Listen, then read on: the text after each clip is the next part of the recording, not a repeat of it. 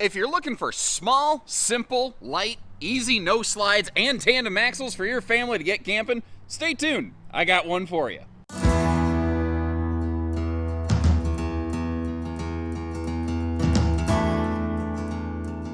Hey everybody, Josh the RV Nerd with Bish's RV here with our 20 MB Go Play. This comes in basically like if you've seen our 26 BH, and you're like, man, I wish it was like several feet shorter and it was a little bit lighter. Or if you've seen something like our 19 or our 180 BH, you're like, man, I really wish it had tandem axles. That's where this one comes in right here. It's that kind of missing link to sort of, bridge the gap between the two. What's cool about this is that it is not super long. It's not super heavy. We've done a ton of work to keep the price in check on these.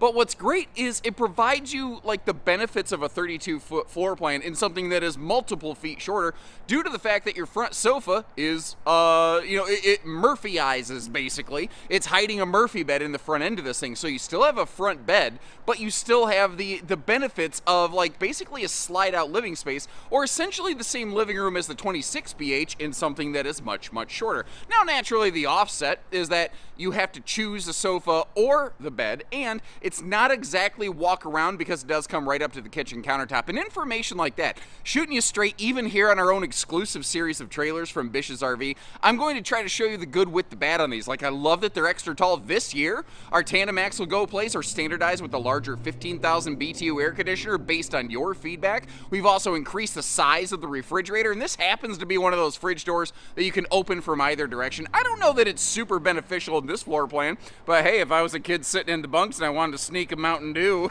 it might make it a little bit easier. The belly's enclosed and heated. It's got a walkable roof, even bigger 30-pound propane tanks. It's carpetless, ventless, easy cleaning, very kid and pet friendly, but it's also got a couple potential hitches in its giddy up. I want to show the good with the bad and help you decide if this might be your second camper the first time around. So if you appreciate that, hit that subscribe button and let's get started. And I've always really felt that every RV has great qualities and every RV has not so great qualities. And what might those be? That's what I want to kind of do here is help sort of break that down and make this a little easier to understand for you. I like that campsite dining window. And if you look under the dinette, there's actually a set of household plugs right there. I sort of wish they were located just under the table level, because when you do fold this down into some kind of sleeper, it basically overlaps with those outlets and makes them kind of not really functional, which for overnight phone charging could be handy. Now, we are carpetless and ventless, so again, kid-friendly, pet-friendly. It is a knee-knocker pedestal-style post table. I could personally do without that and go with the free floating legs. I am personally internally pushing hard to make that change. So I would be kind of curious to know, like, what sort of design would you like? Now, what might make it difficult on this floor plan is you see that wooden box down in there? That's the wheel well. And this RV is small enough and light enough, the wheel well actually sticks up into the body because it doesn't ride on a big heavy-duty super chassis or anything like that. So, as a result, you got to kind of deal with the wheel wells inside the RV. Now, in the kitchen, it's not so much of an issue because it really just hides inside the cabinetry. Now, up front here, we've got a north-south bed. I'm restraining myself from referring to it as a walk-around bed because if you notice, the goal with this floor plan was to keep it short and light, but on tandem axles with no slides. So that bed comes right up to the kitchen counter. This isn't a floor plan that is as friendly and conducive to just leaving it in bed mode all the time, except when you might need some seating. It is actually really nice to, quote, put the bed away during the day. I don't know why I threw the word quote in there. Who am I quoting? Myself? Like, that's stupid. Anyway, I'm very self-critical and self-deprecating, by the way. We're 6'9" from floor to ceiling panel. This model right here does not have centralized air, but it is a very small cabin. So the lack of central air doesn't really offend me all that much. Now, by the way, just for reference, that is a 60 by 74 short queen bed. And obviously, since it comes right up to the kitchen, I don't think there's too much of a way around that. But to kind of show you how this bed works, let me kick you over in the realm of wide angle mode real quick. So first of all, just a couple seconds to help you get your bearings. Now, this is, again, a short queen, and it's what I call a bendy bed. So you're just going to kind of... What's nice, though, you don't have to really, wrestle with this. Sometimes bendy beds, you have to get like really involved. Like you got to be like Olivia Newton-John and let's get physical with this thing. It's so stupid. But you have to kind of wrestle with them. You don't have to do that here. It is easy up, easy down. Now, looking at all the storage around the front area here, I really like how there's nice, tall hanging closets where your clothes actually, can full-length hang unless you got a whole bunch of Uncle Gary's sundresses. That'll obviously be more problematic. But there's even individual dresser drawers on both sides of the bed and easy access storage two different ways below that Murphy sofa, because you can jackknife the sofa to get to everything below it, but you can also just drop down the footboard, basically. Another thought I had is, I don't know that you necessarily, like, I could see myself actually fully just removing that little footboard right there and using it just like an open-face shoe garage. Now, when we turn around the other direction, the dinette bench next to the door is just all blocked off. And there's storage below it, and we're going to see that. I sort of wish that was an open-face shoe garage coming from the direction of the entry door, though. I think that would be cool. Both sides of the bed do have household outlets, and it's easy to miss. But there's actually a set of USB plugs over here and a wireless phone charge pad. I kind of wish there was one of these on each side of the bed. Like you can, keep it down out of the way, or you can push the button and pop it up and have a couple USB plugs. It can still wireless charge pad while it's USB plugging, I guess. I think I just used nouns in the form of a verb. And it makes sense if you brain hard enough. You know what I mean? There is actually another function of this style of Murphy bed that I think goes largely unspoken, which is saying a lot because Lord knows I talk enough. You can actually use this as cargo space that works pretty well for traveling with cargo. Now, first of all, a bendy bed Murphy bed, because the mattress doesn't nosedive into the front of the RV, you don't I look like I'm doing the atomic elbow over here, brother. Oh, yeah. But this style of Murphy bed, because it doesn't nosedive into the front, will maintain the opportunity for a full pass-through. More on that when we step outside. But you've also got just space up here. Like, you can just, you can put stuff up in here, and fold this whole thing away, and we are latching it in place so that it can't really go anywhere. So that can be really handy for bigger cargo, like folding zero gravity, nice folding chairs or something like that, things that won't fit in the pass-through compartment outside. You have an inside-outside storage compartment that a lot of people, they don't think about it because you can't see it. The other thing, this wall, if you notice, you can't see the top of the mattress sticking out. A lot of Murphy bed builders, you can see the bottom of your bedding and your mattress and everything sticking out, and a lot of people don't care for that. It's kind of cool that you don't have to worry about that here. It's just all tucked away, and it leaves you a nice kind of blank canvas, where if you just want to leave it blank because it looks clean to you, that's cool. But it's an interesting decorating opportunity. I'd be kind of curious, what would you put on that wall? And that's kind of the thing with a camper like this. It's a simple, straightforward RV. You don't need to go diving through a brochure. There's not a whole lot of hidden equipment. There's not a whole lot of extra learning you got to do about something like this. It's all just pretty readily apparent. So sometimes it's a question of the extra things. What can you pull off with the camper that maybe isn't something that you would design into a brochure or whatever, Now, our entry door gives us some nice viewing coverage. It doesn't have a privacy shade from the factory. I wouldn't mind if it did. It's shade prepped. We've also got the dining window, and then by putting the windows off the back right there, when you're sitting, in your main seating spaces or at the kitchen, and the kids are, if one of the kids starts screaming bloody murder, you can decide if you got to get up and parent that thing. Or if the neighbors are neighboring in an unpleasant way, you can keep an eye on it and tell your kids, stay inside. Keep away from the Bumpuses and their dogs. Anybody remember that reference? The Bumpuses and their dogs. Anyway, did you know they actually also made a sequel to that movie that very few people know about? Because it really had nothing to do with the first movie. The TV hookups are straight across from the Murphy sofa. And it occurred to me as I was standing up just now, I was wondering why I don't know how to say this in any other way. My left butt cheek was hurting. Apparently, I forgot I have a set of needle nose pliers in my back left pocket, so that was delightful. Now, if somebody's sitting at the dinette bench right here close to us by the door, they also have a decent viewing angle. And I would say that this is enough TV positioning and coverage for like what I'm going to call rainy day survival. Not for like, oh boy, we're going to watch TV and a ton while we're camping or anything. Last year, these had an 8 cubic foot, 12 volt compressor fridge. This year, it is a 10 plus cubic foot variety. And also, a larger 15,000 BTU air conditioner. We had a lot of folks who said, you know, we kind of like to go play stuff, but man, without at least a 15K air, we can't make it happen. Well, we were able to standardize those things, and there's this crazy thing that happens. When you standardize and streamline production factors, you end up controlling the cost of it a lot. And we were basically able to do things like increase the fridge, increase the air, put what do I want to say, solar package standard on this now that it didn't have before without really dinging the price tag. It's kind of cool when you're able to do stuff like that. The kitchen prep space, let's talk about this. It's limited.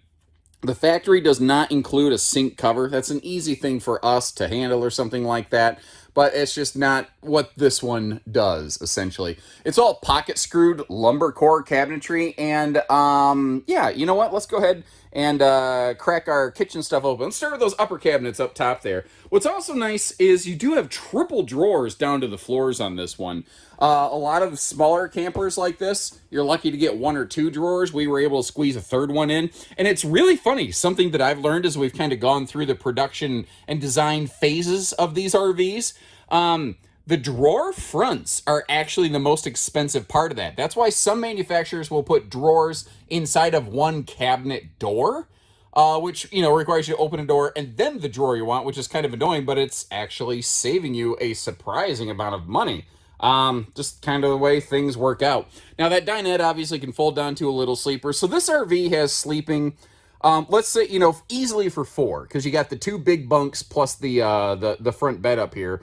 And if you really had littles and racked them, packed them, and stacked them inside this thing, you could have up to 7 in here without having to put like a sleeping bag on the floor or anything like that. Now, rolling over here to the bunk area, I do want to point out that it does have a privacy curtain, which is kind of cool. These windows do open for airflow in the bunks, by the way. Both the upper and lower windows both open for airflow. This is another one of those, kind of like the bedside stands, how one side of the bed had USB plugs and the other did not. This is the same, where there's household outlets, and you know, if there's a household outlet, you can put a USB converter into it. But I'm on just battery power right now, and you can see how that USB plug's lit up. One of the cool things about a dedicated USB line like that is that it is still 12 volt powered. Now, around the corner here, I just spotted their bunk ratings, and kind of like I thought, very similar to these, the Jayco cousins to these. You've got 600-pound rated double bunks, so they're rated for 300 pounds per sleeping space. And since this is a double bed, you get, well, double that capacity. Neat little detail right here. The bathroom door does lock. So if you need just a moment of sanity and privacy, you do have the opportunity. And it occurs to me, I did not turn the lights on inside the water closet area, as it were. Over here, you've got what's called a split bath, very similar to our 26BH Go Play. And what that's going to let you do is if somebody is, in the bathroom taking a shower or washing their hands, it allows you the opportunity to have somebody else out here brushing their teeth, washing their hands, or something like that. Did I say, okay, taking a shower or using the toilet is what I meant to say, while allowing someone else the opportunity to brush their teeth and wash their hands out here. That's what I was trying to say. I don't think I said that. If we back the tape up, I'm sure what came out of my mouth is some variety of idiocy stupidity. Never mind. The space around the toilet is adequate. Now, the elbow room for righties is actually pretty good because it's a shower curtain, but left-hand side's a little tighter naturally. I had enough legroom at my size that I was able to navigate it pretty well.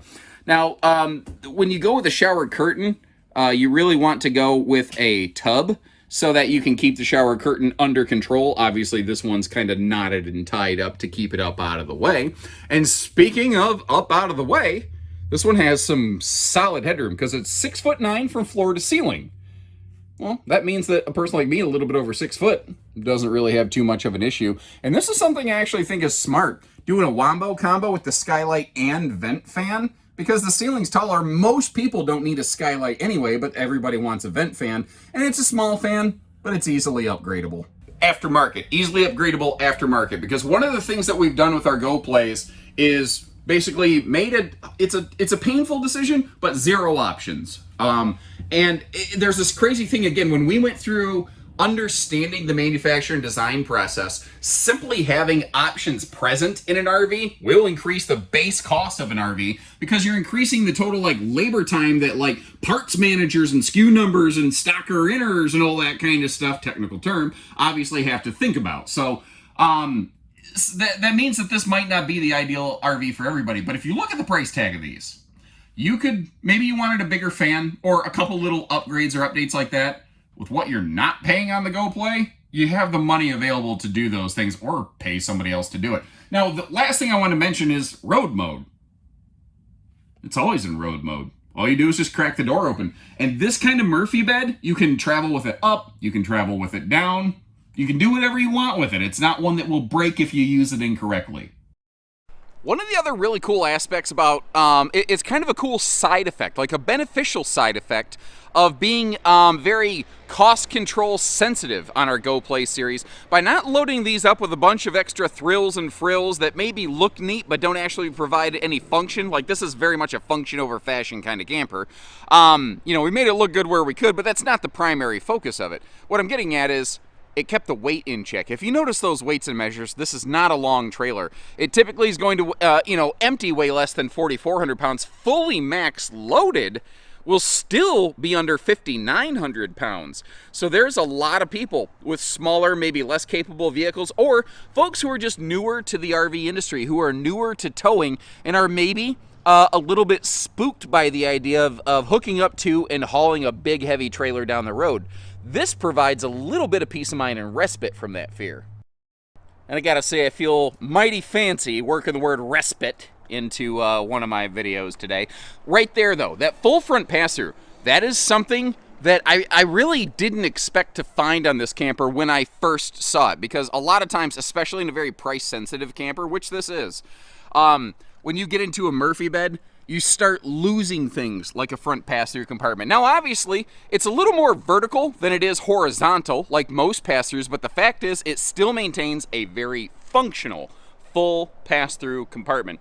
Now, with the doors being vertical and being so close to the nose of the trailer, they don't have any kind of magnet holdback, which would be nice. But at the same time, the doors swing sideways. They don't open vertically, so it's not like they're going to drop on your head. They might flap and hit your arm. I get it. I'm not saying it's perfect and not without consideration, but it's, I don't know. It's a thing. I guess decide whether you like that or not. Now, the awning almost looks a little short to me.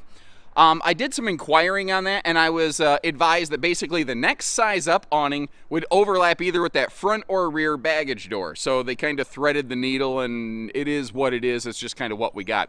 These have 30-pound propane tanks on them. And I'd be kind of curious, we've already seen where Your Input has put some updates on this product, and we are going to try to continue that trend as much as we can. There are some limitations when it comes to, factory development. Where we're not able to necessarily just say, do all of the things that we want. Well, we could, but then the price of this thing would get out of control really, really fast. And we're trying to make sure, the idea behind this is like, if you're looking for a used RV, we can get you a new one with warranty for just about the cost of a used one. A late model used camper. That's where these come in here and still get you some warranty coverage. So sometimes there's little things that we can't always do. One of the things I almost think should go away on these are these fold-out stable steps. I think just the common fold-out two-step system would work just fine. Maybe if you're familiar with, there's Lippert makes this little fold-down leg system that can attach to the bottom of the traditional style steps. I'd kind of be a fan of those. I'd be happy to get rid of the outside speakers. I think that we're kind of past that point in the RV industry with all the phones and Bluetooth speakers and headphones and AirPods and everything that everybody has anyway.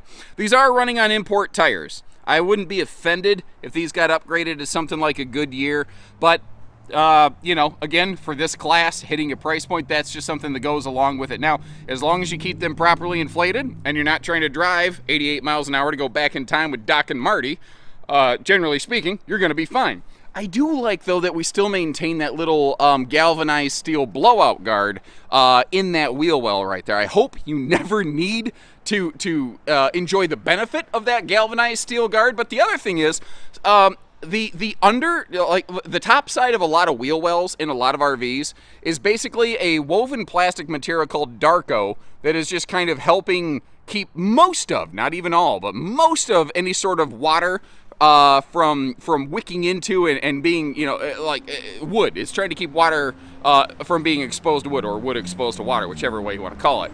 So that galvanized steel wheel well, it is a little bit more than just a blowout guard. It is actually helping prevent, you know, any sort of like major water damage over time. Yes, ladies and gentlemen, we have the gas coming out the backside. And when the gas comes out the backside, you know what that's called? That's right. That is a propanus right there, ladies and gentlemen. Yeehaw! The underbelly, by the way, you might notice, is enclosed and forced air heated, which is nice. And I shot myself in the foot. I've made a habit out of this lately. I failed to have that that door unlocked right there. So give me just a second and allow me to fix that. And this is where some manufacturers might try to shove a camp kitchen. The number one question that I get related to camp kitchens is, can I get the camper without that? How much can I save if I don't get it? Most of the time, camp kitchens are standard. You can't like option them out of an RV and save money.